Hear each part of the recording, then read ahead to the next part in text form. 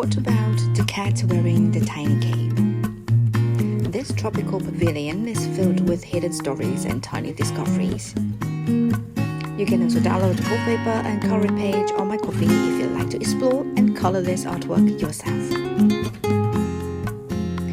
For this painting, I wanted to create a space that feels rich, colorful, and full of things to discover. At this glance, it looks like a beautiful tropical pavilion. There are tall green columns, flowing curtains, flowers everywhere, and a large table in the middle of the space. But the longer you look, the more little stories begin to appear. Outside the pavilion, there is a swimming pool, a pool. Further away, there are tropical plants, banana trees, clusters of fruit, and layers of greenery that help create the feeling of a warm tropical island. I wanted this space to feel open and airy, almost like you are sitting in a luxurious garden pavilion surrounded by nature. Unlike some of my other paintings, I didn't include the line art stage in this video. There are simply too many elements. The sketch itself was already very busy, and I felt it would be easier to follow the process starting from the grayscale and color blocking stage. So the first thing I focused on was establishing the large shapes, the columns, the curtains, the swimming pool, the tropical plants, and the general layout of the table. At this stage, everything looks very simple, almost unfinished, but that's usually how these paintings begin. I like creating a strong foundation first before moving into the decorative details. So here we are. The visual center of this entire painting is the large bouquet sitting on the table. Everything around it depends on the flowers. So naturally, the flowers were one of the first things I worked on. I started by building large flower shapes, then smaller flowers, then different flower varieties. Some are round and full, others have longer petals, some are soft and fluffy, others are more structured.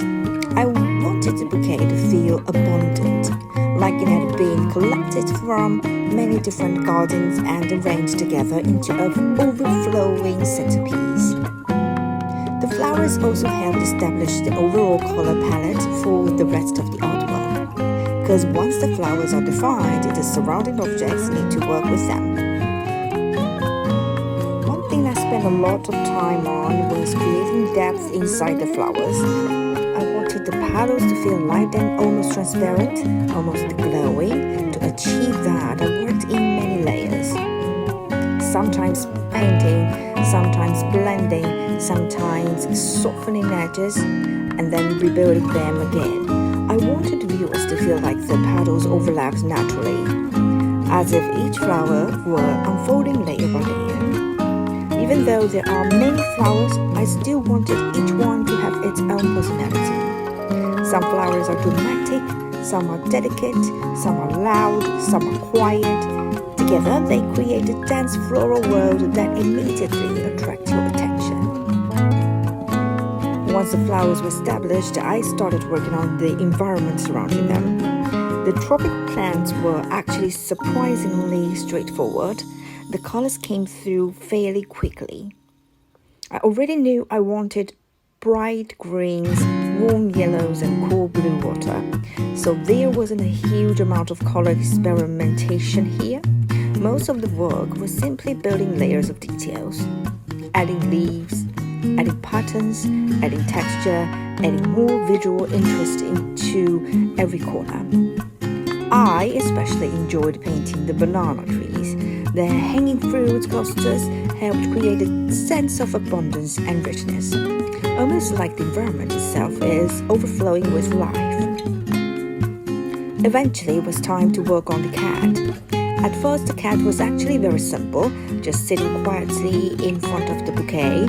For quite a long time, I didn't touch it very much. I focused on environment instead. But later, I realized the cat needed something special, something that would help it belong to this extravagant world. So I decided to give it a decorative cape, a tiny, transparent cape, almost like delicate fabric. Then I added tassels, decorative details, and small ornament elements. Suddenly, the cat felt completely different.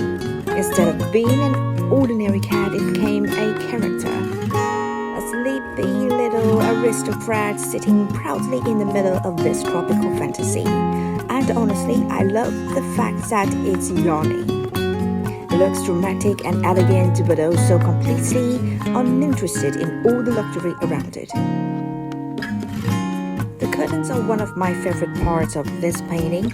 They help define the atmosphere of the entire pavilion. I wanted them to feel heavy, luxurious, almost theatrical, so I first established the large shapes and folds. Then I slowly added decorative patterns, flowers, leaves, ornamental lines, little details that make the fabric feel woven and richly decorated. I also added tassels along the edges. Those small touches help create visual weight. The curtains become an important contrast against the bright outdoor scenery. Outside is open and sunny, inside feels rich and sheltered. Together they help create balance.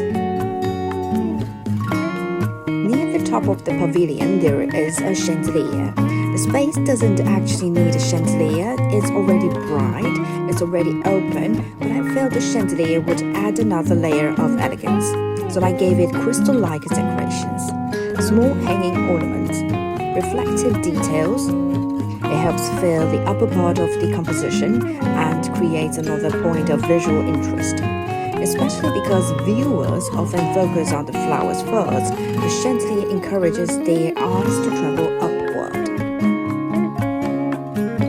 This is where the painting became especially fun. I started adding hidden objects throughout the scene. A deer skull, a pair of ballet shoes, a milk carton pillow, a lock, 2 keys, and of course the hidden deer. The deer is one of my favorite details. At first you might only notice part of its body, maybe just its back, maybe just its tail, and eventually you realize there is an entire deer hidden inside the scene. And then another question here appears. Why is there a deer here? And why is there also a deer skull nearby? Are they connected? Is the deer the pet? Is it symbolic? Or is it simply another mysterious detail waiting for interpretation?